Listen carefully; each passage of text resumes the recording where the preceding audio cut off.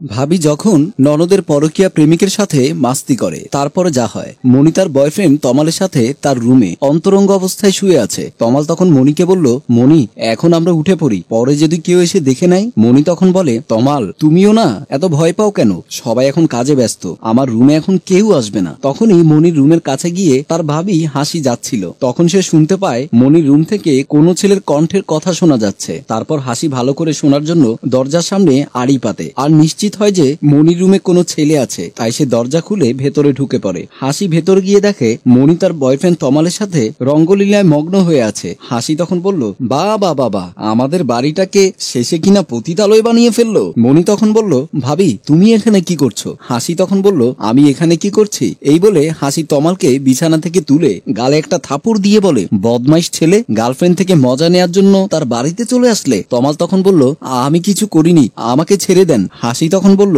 তোকে তো আমি এমনি এমনি ছেড়ে দেব না, আমি এক্ষুনি পুলিশ ডেকে তোকে ধরিয়ে দেব। মনি তখন বলল, ভাবি তুমি এসব কি বলছো? হাসি তখন বলল, চুপ, বাপ আর ভাইয়া টাকা খেয়ে তাদের সম্মান নষ্ট করার জন্য উঠে পড়ে লেগেছো, আমি তোমাকে পরে দেখে নিচ্ছি, তার আগে আমি এই বদমাইশটাকে দেখে নেই। তমাল তখন হাসির হাত ধরে বলে, প্লিজ আমাকে পুলিশে দেবেন না, তা না হলে আমার জীবনটা নষ্ট হয়ে যাবে। আমার গ্রামের বাড়িতে আমার বোন আছে, তার বিয়ের জন্য টাকা জোগাড় করতে আমি শহরে এসেছি। হাসি তখন তমালের কাঁধে দুই হাত রেখে বলে, তুমি সত্যি তোমার ছোট বোনকে ভালোবাসো? তমাল বলল, হ্যাঁ। হাসি তখন বলল, তাহলে দেখি তুমি আমাকে কতটুকু ভালোবাসতে পারো, তারপরে ভাববো আমি তোমাকে পুলিশে দেব কিনা। তমাল তখন বলল, এইসব আপনি কি বলছেন? হাসি তখন বলল, আমি ঠিকই বলেছি, মনি তুমি বাইরে যাও। মনি তখন মনে মনে বলে, নিজের মনেও এখন ভালোবাসা উতলে উঠেছে তাই না, দাঁড়াও তোমাকে শিক্ষা দিচ্ছি। মনি তখন বাইরে চলে যায় আর হাসি তমালকে হাতে ধরে বিছানায় নিয়ে যায় আর তার রসলীলায় মেতে ওঠে। হাসি তমালকে জড়িয়ে ধরে বলছে, তুমি যদি আজকে আমাকে খুশি করতে পারো তাহলে আমি তোমাকে অনেক টাকা দেব, যা দিয়ে তুমি তোমার বোনকে বিয়ে দিতে পারবে। এদিকে মনি তার ফোনে হাসি আর তমালকে ভিডিও করছে। তমাল আর হাসির কাজ শেষ হয়ে গেলে তমাল হাসির কাছে কিছু টাকা চায়। হাসি তখন বলে, এখনই না, তুমি প্রতিদিন এসে আমাকে সুখ দেবে, তারপরে দেখা যাক। তমাল তখন মনে মনে বলে, এদের পুরো পরিবারটাই একটা বাটপার।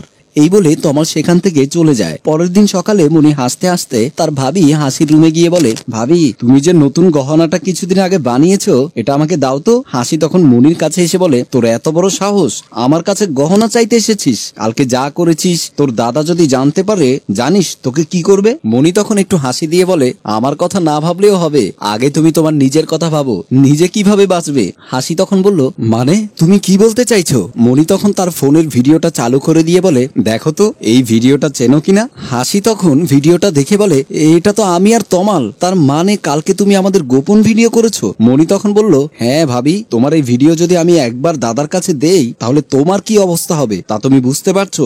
হাসি তখন বলল, তাহলে শেষমেশ তুমি আমাকে ব্ল্যাকমেল করছো? মনি তখন বলল, আমি তোমার কাছ থেকেই শিখেছি নিজের লোকের সাথে কিভাবে বেইমানি করতে হয়। হাসি তখন তার গহনাগুলো মনির হাতে তুলে দিয়ে বলে, তোর ব্যবস্থা আমি করছি। মনি তখন গহনাগুলো নিয়ে চলে যায়। হাসি তখন বলল, আমার চালা আমাকেই বাজিমাত করে দিল, তা তো হতে দিতে পারি না। রাতের বেলা মনি যখন তার রুমে শুয়ে আছে তখনই হাসি তমালকে ফোন দিয়ে তার রুমে আনে। তমাল তখন হাসিকে বলে, ভাবি আপনি আমাকে এত রাতে ডাকলেন কেন? হাসি তখন বলল, তোমার বোনের বিয়ের জন্য অনেক টাকা চাই না? তমাল বলল, হ্যাঁ। হাসি তখন বলল, সব পেয়ে যাবে, তার আগে তোমাকে একজনকে মারতে হবে। তমাল তখন বলল, কাকে? হাসি বলল, মনিকে। তমাল তখন বলল, আপনি কি বলছেন, আমি কিভাবে মনিকে মারবো আর কেন?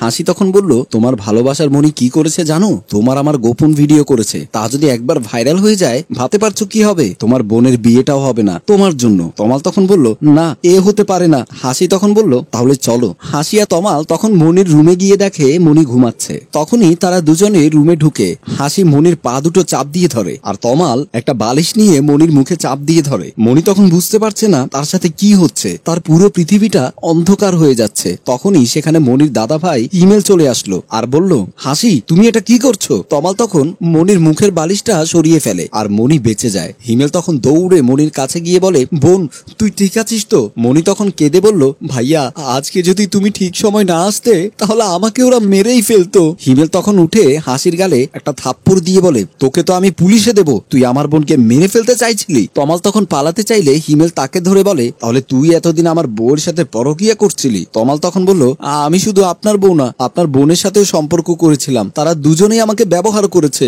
ওদের তো কিছু হবে না, হবে তো আমার। হিমেল তখন বলল, ছি ছি ছি, আমার তো নিজের প্রতি নিজের রাগ হচ্ছে। আমার বোন আর আমার বউ একসাথে দুজনে একই ছেলের সাথে পরকীয়া করে, একেবারের জন্য আমার সম্মানের কথা ভাবলো না। দাঁড়া, তোদের শাস্তি আমি দিচ্ছি। এই বলে হিমেল পুলিশের কাছে ফোন দেয়। পরিশেষে বলা যায়, মানুষের মনের লোভ তাকে ধ্বংসের দিকে ঠেলে দেয়। তার কারণে নিজের মনের লোভ যত পরিহার করে চলবে ততই জীবন সহজ হবে। ভালো লাগলে লাইক, কমেন্ট, শেয়ার করে পাশেই থাকুন। রচনা ও পরিচালনায় মঞ্জুর মোর্শেদ।